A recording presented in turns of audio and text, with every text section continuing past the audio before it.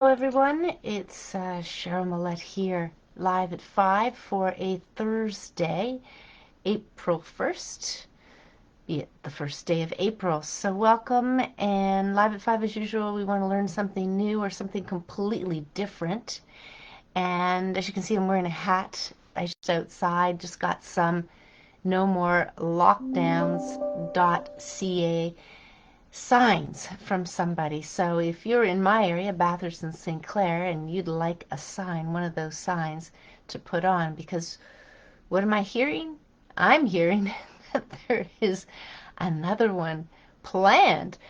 Another one. I think this is the third one. We're going to lose count. But anyway, let's go over something completely new. Yes, let's also go into kind of what's the news and then tell some good jokes. This jokes around families or the puns. So at the end of the day, there's always enough to speak about, but I always want to remind everybody that we need to disconnect from this craziness, and but crazy good. I mean, at times there's much to be learned here, no question about that, but I mean to living, to truly, truly, truly just living. And hopefully that means in nature and being outside and with people you enjoy speaking about and dreaming about the things that are non-related to this, basically. And what is this? Well, this is a time that we have here that we are going through to learn about ourselves, to grow, and to wake up. As some people are saying, wake up. So what do I have on tap for the something new is actually violets. Now, interestingly enough, there's always a wonderful world of information out there where we can, I think one could probably do a lot of hours on any one topic in a lot of ways, and surely this is also something, but it's got a lot of things to it. So I want to just kind of bring up a couple things. Now, how it got me started, just so that we can get into a little bit of the background there, is I received a plant. I received a couple of these violet. I think these are African violets. They're indoors, but I want to expand about violets. But this is, I believe, is African violets, and look how beautiful it is underneath. The violet color. Forget the flowers being violet, violet color. But I believe this, that we grow indoors, that many people have over my lifetime anyway, is African violets. But this is not the same as the violets that we grow in our garden. And the ones that kind of grow and they seed themselves, these pretty delicate green, they don't have the thick leaves like these African violets do. But there's a health scenario here. So hello everyone. If you're on, say hello. And so I want to go into here the violet and the violet flower benefits. Now the ones I'm talking about specifically here where I'm in Toronto, and they spread into gardens and they actually come out very soon in spring. The greenness, all the new leaves are coming up now. There's no violet flowers now, but they're delicate and they can come in different colors. And some of the, oh, what was the name? Pansies is another way to look at it. So violet flower meaning the multi-purpose ancient flower. I saw a reference, and I'm reading about it, to a myth, a Greek myth, and I saw here some religious thing as well. But the idea is the one that I'm talking about is the one that grows outside in the garden, and they will create fields of them, or yeah, not necessarily entire fields, but they'll group together, they'll seed, and they'll come up. And I'm not going to say they're going to take over your garden, but let's go. I want to actually speak to not so much of the history or the plant varieties, but actually the, not the care, but the benefits. That's what I want to speak about, because this is health, and what I'm always tuning into is what is in nature. And this is going to come really full circle into our wonderful event that we have on right now. Here's the violet flower benefits. Now, with pansies, with these violets, aka pansies, and maybe there are some differences, you can easily eat them and put them on salads. But here we go. Cold and flu treatment. The violet flower helps to cure a cold and flu. A syrup of violet flower may be all that is required to soothe a hot and irritated throat. It is also used to relieve a swollen lymph gland and congestion. And you can use violet flowers for curing ear infection and for treating dry cough. Here's a few other things. Reduces cysts. Violet flowers are traditionally used to dissolve lumps, fibrotic tissue, and cyst in the breast. It is also used by some to treat minor skin irritations, swollen glands, sores, and abscesses. Anti-inflammatory. Violet is commonly used by herbalists internally and externally to relieve pain caused by arthritis. For heart illness, the use of violets for treating earth illnesses is very common practice with herbalists, and this is because violet contains rutin, which helps to prevent platelet aggregation and strengthen capillaries, which is the small extension of our veins and our arteries. As food, violet is a common culinary diet in some parts of Eastern Europe, but here too, its leaves are used for making salads, and the flowers can also be steamed and consumed. Interesting. I didn't know about the steaming. You should eat violets if you have an illness because it is rich in vitamin A and C. There's that wonderful vitamin C. And many plants have vitamin C, which helps to build the body's resistance against diseases. And we know that vitamin C deficiency, as it was foretold in history, was to do with rickets. And if you had, I think that, or scurvy. If you had something to do with vitamin C deficiency, then that's where they got limey, and that's that whole story. But here's a wonderful hardy violet plant that grows almost in clumps but spreads out, seeds itself, and it comes up now in the spring. This is when the flowers will come out.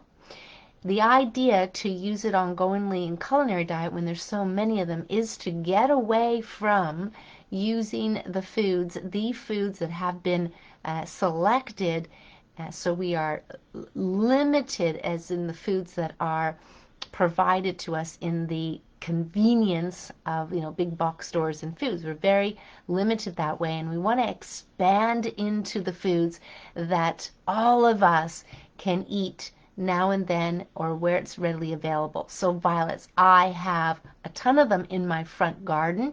If you want a plant, you can come and get one. But again, you may know where some are, and some, because they spread, people are like, they're kind of invasive, but they're not really.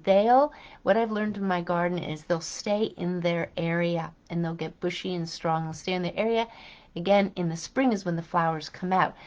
So I'll put this link down below so you'll have it, but that was the something new or something kind of completely different. Want to maintain in a healthy way information that it's going to help us from now going forward.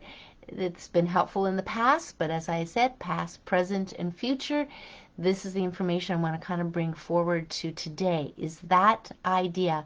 Past things have been around in the past for the reasons they have, and I feel in a lot of ways we have been disconnected from traditional stuff or the herbalist stuff, the healing stuff in nature that comes. And violet is one of those plants. I don't want to call it special. I don't want to say it's the only one. I think a lot of plants have a lot of nutrients in it, including vitamin C. And I just having a discussion on my lawn today, which is why I have the hat on, because it was outside. And it was about antioxidants and saying that there's so many of our natural foods that have antioxidants, probably all of them. So we don't need to get hung up on them. We have to buy everything in the store or in a supplement form when it is found in nature. So I will definitely put that particular link on violet flower, not the African violets, the one I just showed you. Beautiful purple underneath. I don't know if I can eat the African violet. I haven't heard that, but anyway, we'll go from there. So hello everyone, glad you're listening. So lots of interesting stuff going on. A couple of things I want to kind of bring up very quickly is the AstraZeneca, the word itself. Now sometimes, and again, thank you everybody for sending the information. I browse here, I have a little bit of time here, I do that. Probably did too much today and less writing, but I just wanted to get a sense for a couple things, and I just, yeah, spent a bit of time. So here we go. We have AstraZeneca. The name AstraZeneca. AstraZeneca. It's got a very nefarious name. Astra means weapon, although they have a couple. Let me just find it here.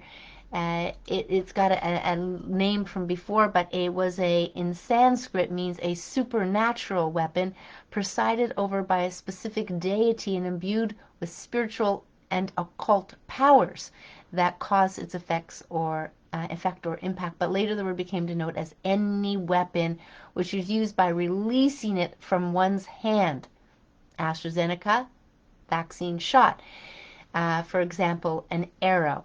But in this case, we're looking at it as the shot, right? So now we have Astra, and Z is apparently with, it's just one of those like the and then the Naka, so N-E-C-A. So then in looking up that, it's actually Nakare. If you kind of extend it into Latin, it takes many different forms, but at the end of the day, it means to kill. It means to kill. So I'll put those links below so you can see it with your own two eyes, as they say. So, but what is AstraZeneca right now? It is been over this period of time. I haven't done all my research on it, but I have reviewed a couple of things with my own eyes, and the idea is what I'm hearing is it's been suspended. AstraZeneca vaccine has been suspended in 21 countries. That's a lot of countries, although we do have hundreds of countries in the world for the reasons we do, and we won't get into that. But I'm just kind of look. I wrote a lot of things down here. So one of the things about past, when they say know your history, and that's very helpful. But I want to say that quite often when I am hearing things about the past, I don't believe it goes back far enough. One of the craziest things I've heard over the years, not just recently, is the fact that we are competitive by nature, and I do not believe that at all. So in my understanding and logic, and in reading the series Anastasia, we go back much further than the millennia, maybe multiple or tens of millennia. But the idea is, and once upon a time, we had more pristine origins and definitely were in line with nature very much, and nature was probably in awe of us because we're man. I don't believe we're even animal, to tell you the truth. And so I think of the things that come out of people's mouths based on the last maybe 1,000 years or hundreds of years, like we are competitive by nature. I don't believe that. So I don't mind saying that. And do I have proof for that? Do I care to have proof? It just doesn't fizz on me to go and research that kind of stuff, because the stuff that can be made up and the stuff that's put out there, have we been competitive as man, woman, man, whatever, but to say man, inclusive of male and female, for a while? Probably yes. Was it introduced by the sports arena? Was it introduced in many ways of businesses, as we know, businesses and capitalism, and small shops, and just the introduction of cities, and you can't have too many people doing the same thing, so it becomes a little bit competitive, and then you see it as competitive, and then you try to get the competitive edge, and so forth and so forth. So what I want to say about the past is, this is my key thing around talking to the past, is how far do we have to go back to actually get the truths? When we come to the present time, because of the way things have in the past been repeated multiple times, and because of the predicaments that we were placed in for however millennia, the conditioning is happening. Certainly it's happening today, and we can observe that, but does it have to be? No, it doesn't have to be. So the competitive nature which they talk about is not our true nature. It may be something that we have observed, and it's been observed for however number of thousands of years or hundreds of years, but I don't believe it's our true nature. That's how I'm going to kind of frame things. I think it was artificially created for it to be divisiveness and stuff like that. Hey, I'm all for athletes being the best them. In fact, I think there was some very brilliant athletes in a sense of mindset to say they do it for themselves. They need to drop off the competitive nature and be the best they can be and see what it turns out. Only one person's going to get the gold medal. And how have we been training people to feel when they don't get the gold medal? Like sub-ops, all these feelings. So it's crazy. It doesn't do us any service. But good try. Definitely more team spirit and everything's coming in. So presently we can look at our competitive nature as something that we've been conditioned with, something that goes on in many different ways. It can be a bit of fun, just doing the best that we can do. Just the thought of winning and playing and being active is very fun for children. At times play is just non-competitive. It's just having fun. And just having fun. So let me think of, I had to write a lot of notes here, so I just bear with me as I kind of just look over and get back into the thinking I had when I was writing some of this stuff. So around the competitive nature, past, present, kind of talked about it, but in the future, it is about changing your mindset on being competitive, as in you've got to be better than somebody else. You've got to find the competitive edge, and then even thinking you're hurting other people. If you're going to be the best you're going to be the best you're going to be. Other people, at the end of the day, we've got to see the fun and play in it. Yeah, so that's for future. How our mindset is around it is how we have to see it in the future, and that's just a change in perception of it or mindset. And so that's what I definitely wanted to bring up, because anything else, it just brings us more divisiveness, and as man, not great feelings, not feeling good about ourselves when we, as they say, lose. Somebody wins but somebody loses, and but it's not really losing at the end of the day. So I was talking to somebody the other day about language, right? And I've talked about it here as well. Language is so trippy for the egoic mind. It's so trippy, and it gets everybody in a crazy place that way. But the good thing about present is, and being present, is checking on your feelings right now. Now, typically, a lot of the feelings that are coming in for people, let's just think of anger or guilt or some of those, is from the past, something that's happened in the past, something you haven't let go, something you weren't able to process because you didn't know any better, didn't have the understanding. And so that keeps us trapped in the past. And of course, we don't want it to continue to happen, so we try to stuff them down sometimes in the present. And in the future, they keep cropping up as patterns. And they're those kind of things. So feelings is very important. And I want to say that more and more with feelings, just take note of what your feelings are. Take note of them. There's this whole thing about, how can I say it? This whole thing about pushing them away. They're not good feelings. You're bad to have these feelings. That's not what perfection is. That's not what we're supposed to be feeling. It doesn't matter what feelings are there. If you're feeling them, they're real in your mind. They come from somewhere. And the next step is you just continuously to jot down, take note, observe what feelings you're having, is to actually go forward into the future. See how they come to be when they come to be. But then you can step into understanding those feelings that much more. Now, is that counseling? Is it coaching? Is it something? Is it for yourself to do? The whole idea here is to first take note of them. Second is to, well, why do you have them? Why do you have them? And to unravel that so that there is a place where you just shed them. Because the path is the past, right? You can't do anything about it. And in a lot of ways we've been set up, and continuously ongoing of things that come into play in our world, bullying, people control people, and if those people feel like they've been controlled, and if they get an opportunity to control, they become the bully, and all of these things come in for what they come in.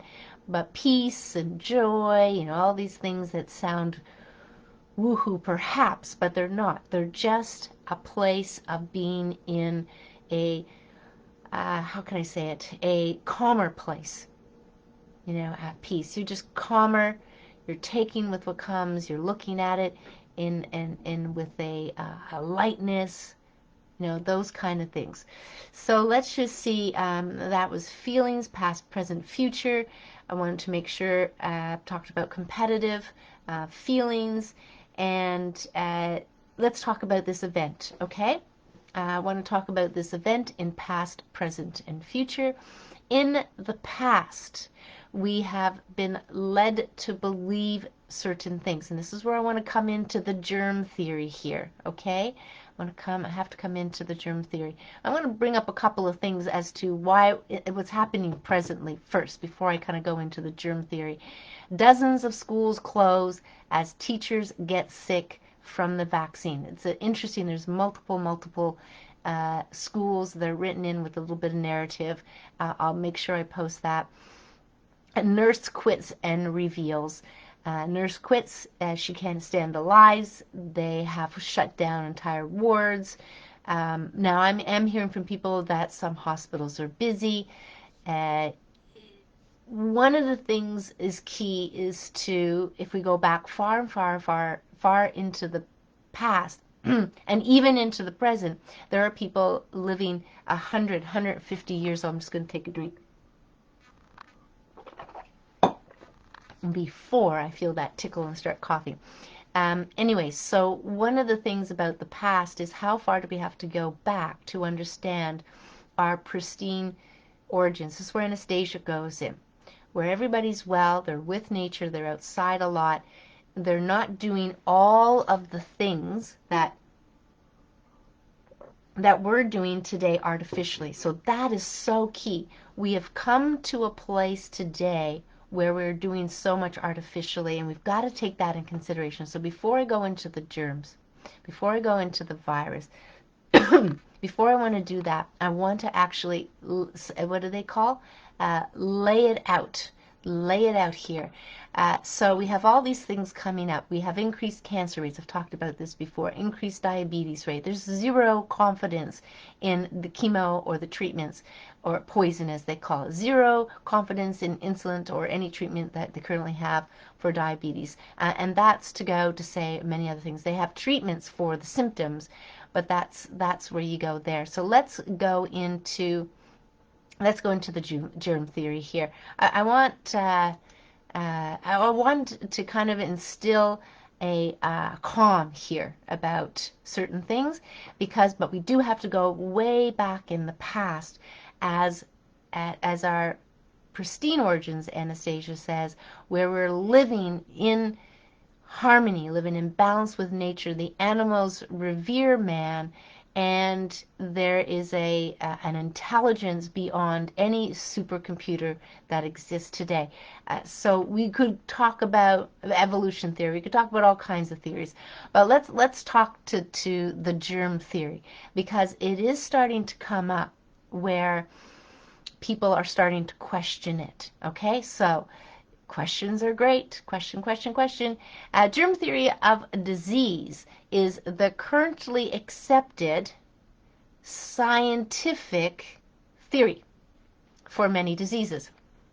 Okay, it states that microorganisms known as pathogens or germs, so pathogens, what we get to hear about, germs, can lead to disease. Again, this is theory. can lead to disease. These small organisms, too small to see without magnification. I like this word they use, invade humans. Well, how about just, entering humans or being part of humans and other animals, but not other animals because we're not animal. So invade man and animals and other living hosts. Their growth and reproduction within their house can cause disease. This is a theory, just saying. Germ may refer, or pathogen, may refer to not just a bacterium, but to any type of microorganism such as fungi, or even non-living pathogens that can cause disease, such as viruses, prions, or viroids. Diseases caused by pathogens are called infectious diseases. Now, I'm going to stop right here because what I want to make sure that we're all on the same page here is this is a scientific theory, yes, currently accepted or currently the most accepted, whatever we want to call it, but it's not, probably not the only one. And the idea is these things that they can see with magnifying glasses is they're present. That doesn't mean they're causing the disease. They're just present when we know there is infection. Now, you could lay out a dead body and it's going to have various microorganisms that are going to appear and break down the body, the flesh, into earth. All right? Earthworms have their purpose and such, they call them decomposers, right? Decomposers. And this is something we learn in science. So the idea that these things are present doesn't mean that they are the cause. End of story. That's the same with the whole cholesterol issue. Doesn't mean they are the cause. We've got a question here. Now, one of the things that comes up in here, and I'll just speak to it rather than kind of go through it, is miasms. And they start to bring in the Black Plague. Now, so earlier, before the germ theory, because of what they couldn't see, they called it miasma, which is considered to be a poisonous vapor or mist filled with particles from decomposed matter that was identifiable by its foul smell. Now, in the Black Plague, stuff like that, or the Black Death, if they want to call it that, or cholera, whatever, there is an environmental change. The environmental change has to do with, well, you get all these people into a city that is smoking all kinds of coal, and it is creating clouds, so the sun's not coming through. They're also throwing their fecal matter out 7 a.m. I think that was the time. Do not be walking in the alleyways in Edinburgh. That's where I was at that time when they throw them out. So this whole thing of contaminated was identified back then. Maybe it wasn't exactly, because we know foul air can come from other means, right? We know it can come through other means. People have pass gas or foul air. So maybe that didn't fit into its in the way they look at it. But let's just agree that when they talk about germs, pathogens, the viruses, the bacteria, is that they're present. That doesn't make them the cause. That's full stop what I wanted to kind of bring in with that. I'll put this up, this link as well, so you can kind of see what I'm talking about. You can read on about it. At the end of the day, much of what's in here is, yeah, they're talking about different things, but to me, the core of understanding is understanding that if you go do your research, you're going to find viruses are abundant, and most of them good. Bacteria is abundant and they have all good purposes. 99 whatever percent of them do. Now, I'm going to say they're all good. They just may not be in the right place at the right time. This is nature, though. Let's think of nature.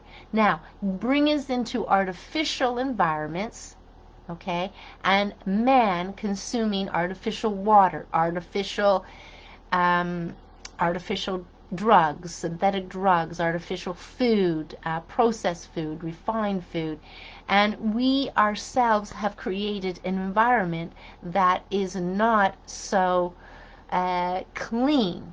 It's not so, it makes it vulnerable. That's probably the better way. So we have more vulnerable people these days. And what does that mean? So I love repeating the same things in some ways, whether you're new to watching Live at 5 or you can hear it again, is that you don't catch a cold from somebody else in the way that you do, unless you're vulnerable. Unless you're vulnerable. And we do have to take into mind not just what you eat, not your sleeping habits or relaxation or downtime, uh, your movement, activity level, but also your mindset, right? Because we have to think of everything as energy and vibration at the same time. So everything comes into play and together to whether or not a person is vulnerable or not. And certainly synthetic, any of that being synthetic, and things coming at us that are artificial synthetic, like the increase of frequencies, if you know my drift, these are all coming at the body. But the solution is to be strong vibrationally, strong energetically, eating natural foods, having a natural lifestyle more and more, having thoughts that serve, good feelings and so forth. Not this fear. This fear would be stress, and they would be in more of a place of, if you know about the nervous system, a sympathetic position, as they say, but fight or flight. And you got the adrenals going, and it's a whole system thing. At the end of the day, you don't digest your food as well, and you hold on to toxicity, your own producing toxicity from your furnace in your cells. And I've spoken to this in many presentations. It's the stages to disease. This is in my book. It's the key reason I wrote my book, is to have everybody kind of understand why all disease happens. And it is important to understand some of the past, bring it into the present. The reason why we have certain things happening today is because we are vulnerable. And why are we vulnerable? Just for all the artificial reasons I have spoken of. Then we get into the future. Well, what happens if we don't make changes? Well, the people that don't make changes, and healthy changes, then they continue down that path as they age, and maybe they get onto more synthetic drugs over time, and they're just more vulnerable, more vulnerable. That's the way to look at it. It's your body is your environment. It's your enclosed environment, your physical body, but body, mind, it's all connected. So you got that to play with as well. Anyway, that's so past, present, and future. I wanted to come in on a few different, in a few different ways there, so it can at least give us a breath there. But there's so many. I want to just kind of play something here before I kind of, not necessarily wrap up, but get into the jokes. Just being mindful of the time, that because there's so much information, that we can definitely go down the rabbit hole, as they say the same thing 10 different ways, see what's going on in the world that ain't so pleasant, confusing, surreal at times. We can absolutely do, but to take the time and space for yourself, with you, your friends, yourself, your family, and bring the balance and the harmony and the fun, play some games. The healthy distractions are good, besides speaking out and participating in what's going to help for humanity, because that is important. That is so critically important, that we are able to bring some of the information that I've just spoken about and other information that you hear from other people. So at times, and I'm just going to be, before I go into this little exercise that I want to do with you, is I actually want to say, how did I want to say this? It just left my mind. So if it comes back, I'm going to do it. I'll say it. But there was something that just popped in and then it just popped right out. In and out. Like not everything is in your mind. It's like all the space all around your body and things can pop in and out. Oh yes, that's what I want to talk about. There is this underlying, how can I say, now see, I've just spoken about feelings, I've just spoken about, our environment, and we talked about the germ theory, but what I sense from some people is more of the realness about what these viruses are and aren't. So that's what it is. As I said, viruses are mostly good, and to think they're going to be, you know why they mutate? Do you want me to tell you why they mutate? They mutate because we need them. That's why. So they're not going anywhere. So if you're going to play with nature and artificially play with nature, then that's what's going to happen. Does it make them more deadly? No. Are you going to be more sick? Do they have to be stronger so that you can have that cold that you need to let out the mucus and the toxins that are building up in your system? Absolutely. So when I hear big names speaking in a way that deadly and all of this, I want to bring this back. This is very important to either sit with or reach out and get some more information from me. I'm happy. And when it comes to clients, I explain to the nth degree to as much as they need to understand. But the idea is, of course they're going to mutate. We are trying to destroy nature.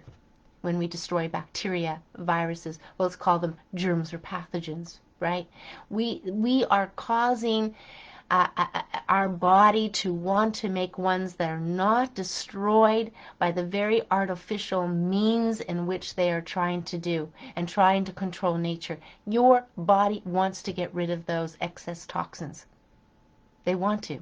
It wants to.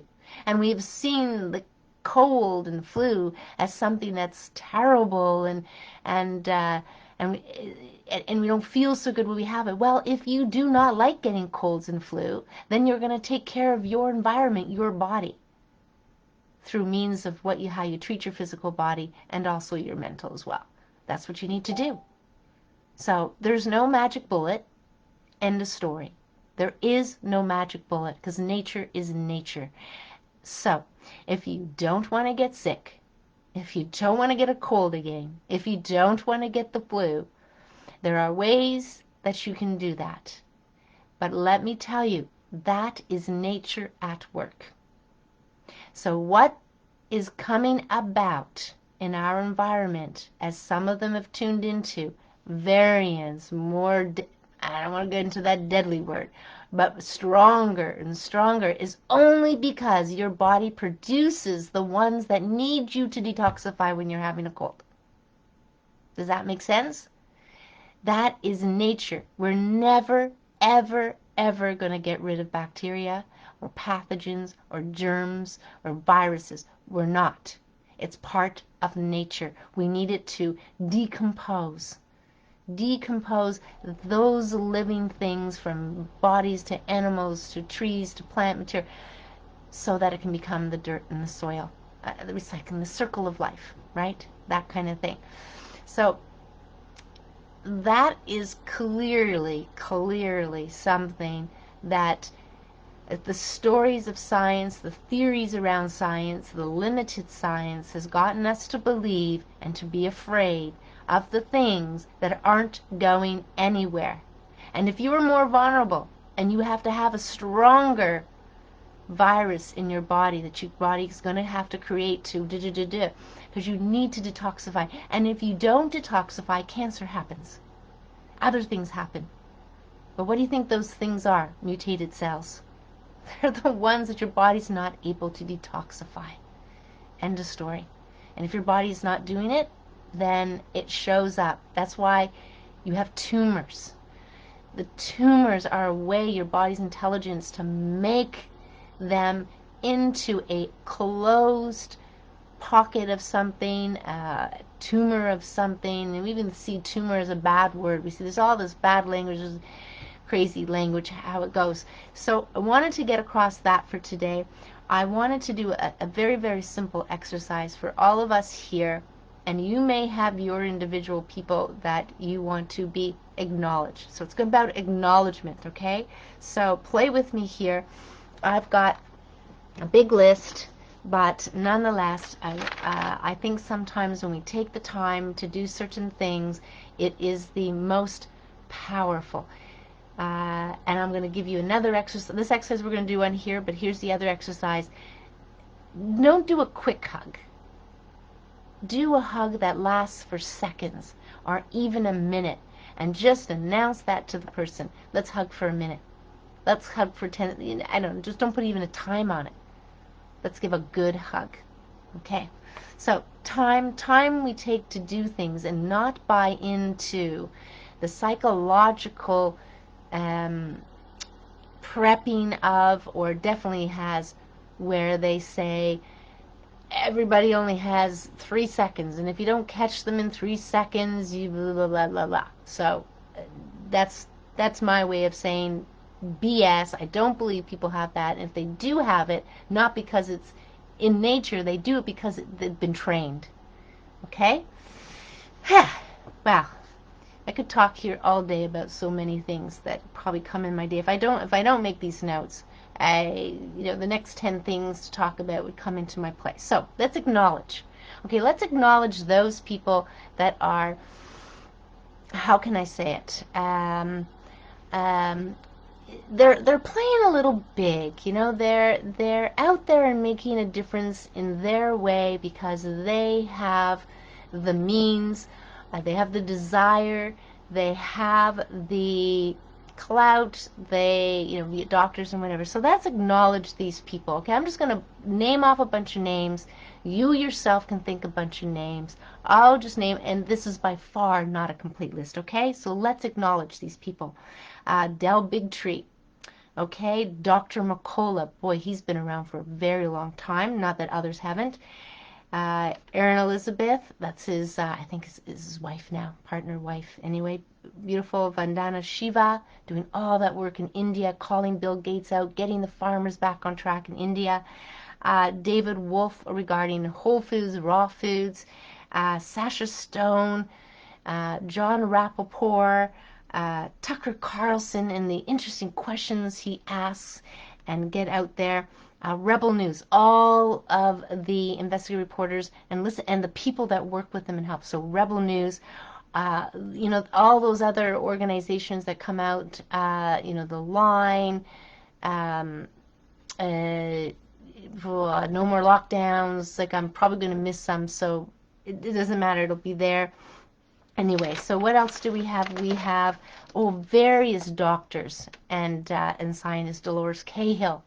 I want to acknowledge Daniel Lee because he's the one who keeps me up to speed on the children thing, the sex trafficking thing, and the thing. Dr. Eric Napute, Dr. Vernon, Tom Woods, Sherry Tenpenny, Robert Kennedy Jr., Gerrit de Vanden Bosch for his recent information about that, but Dell's been taking that in.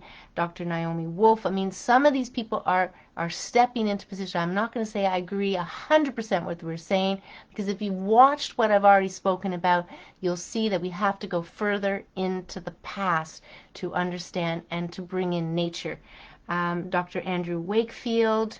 Who else? I mean, to acknowledge so many.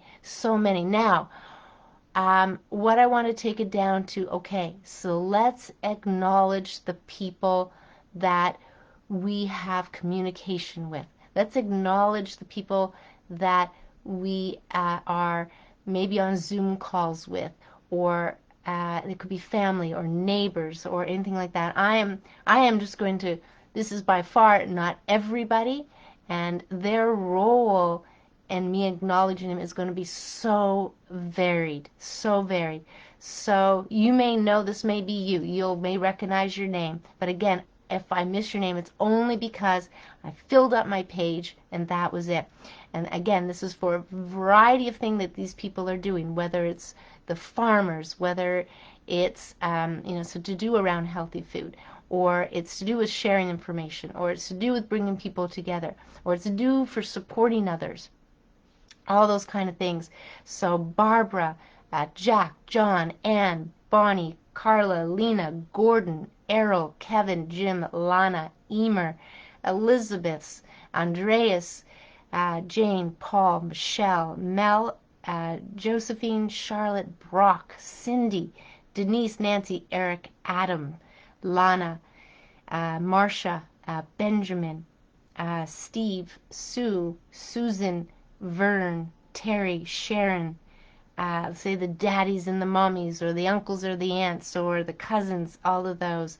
Mel, so Karen, there's so many more that I know. I want to say Diane, Robert, Cindy, so many people, Jay Lee.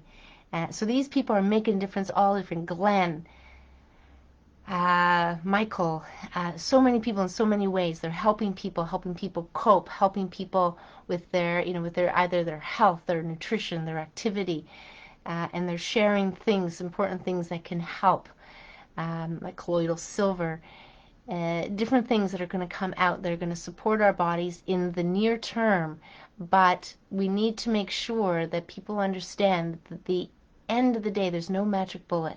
And really, your body has the ability to do so much. These are the powers I've spoken about, the placebo power, placebo effect that exists, that science acknowledges, is you being able to create a visible, tangible, measurable result, right? That without having anything, a sugar pill, right? So that's the power of the mind.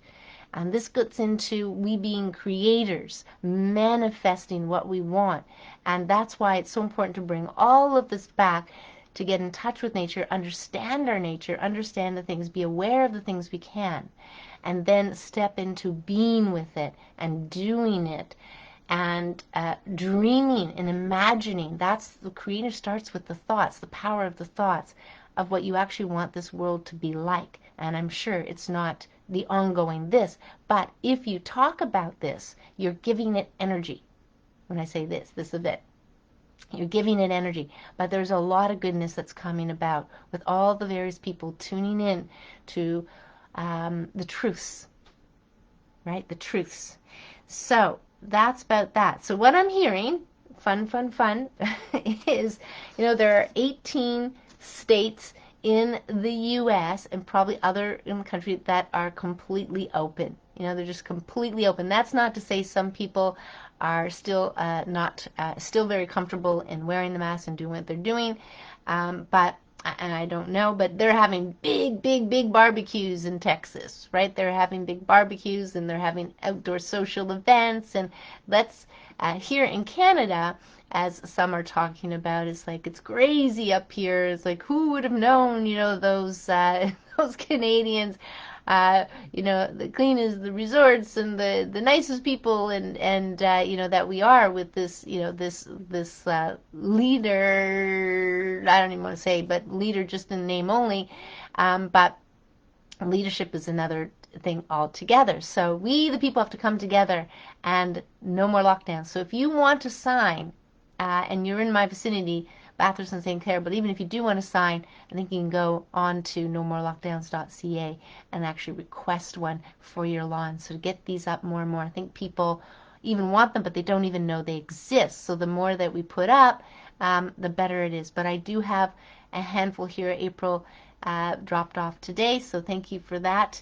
And yeah, so what, let's go into jokes. Let's go into some jokes here. Got the jokes, puns, and riddles, an old book, but it is still jokes, and as you can imagine, like even back then, and for however long in the past have we had jokes. Now I'm going to post a couple of memes that I that I stumbled upon, and at really any time in adversity or anything like that, you people will come up to, in their creative minds, come up with pictures, and it's been like this for forever. The cartoons and the papers, newspapers, you'd see them at, just to kind of make fun of satire, whatever, of what's kind of going on. So there's certainly a number of memes that are doing that. Hats off for a little bit of fun. So let's go through a few of these here. We're in joke time now. This is part 3 of Live at 5. Little Larry. Ma, may I have a nickel for the old lady who is outside crying?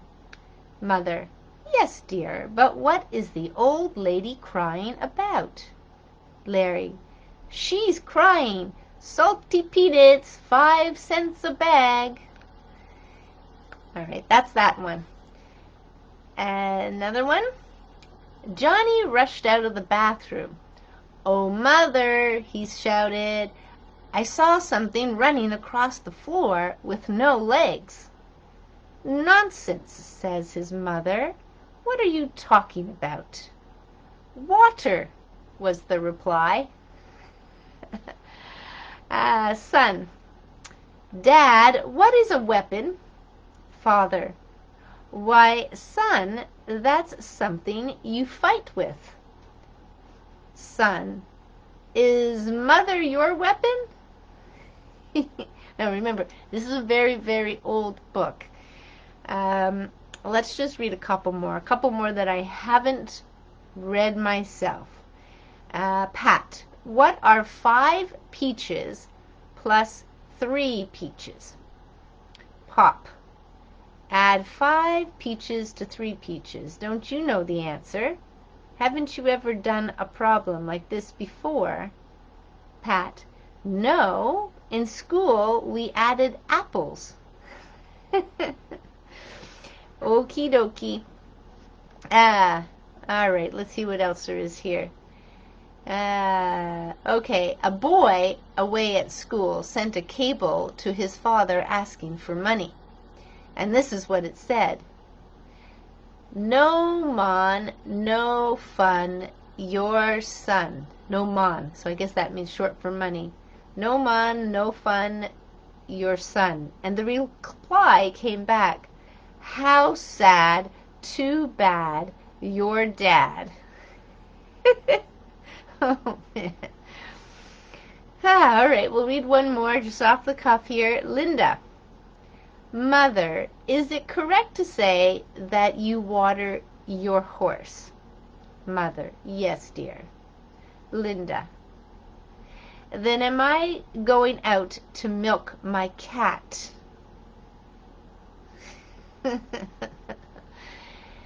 Oh, should be interesting. Anyway, as silly as some of them are, I'll post a couple of them in there. But I'm just going to wrap it up now. I'm going to wish everybody a good weekend. I think there might be a multitude of holidays kind of going around this weekend, depending on which religious background you are with. So whether that's Easter, happy Easter. And whether that's, I think it's Passover. I mean, there's a few things going on. And then there was another one, I think he was from Iran, and he mentioned something, but I don't remember the name. So there was something with that going on. So it seems to me that the religion of how far back we go and how that kind of comes about, that there's similar holidays going on, different names, different religious backgrounds, let's just say. But regardless, if you're into that or you're not, have a very good long weekend. And I hope you've taken some of this information to heart, and it's very helpful, and sure it gives me joy to share it, just to kind of bring us all into a better place, and a good place about what's going on. So take care, enjoy your time with yourself, time with your friends, time with your family, get outside, all those good things, and we'll look forward to Live at 5 on Monday. Again, take care. Bye for now.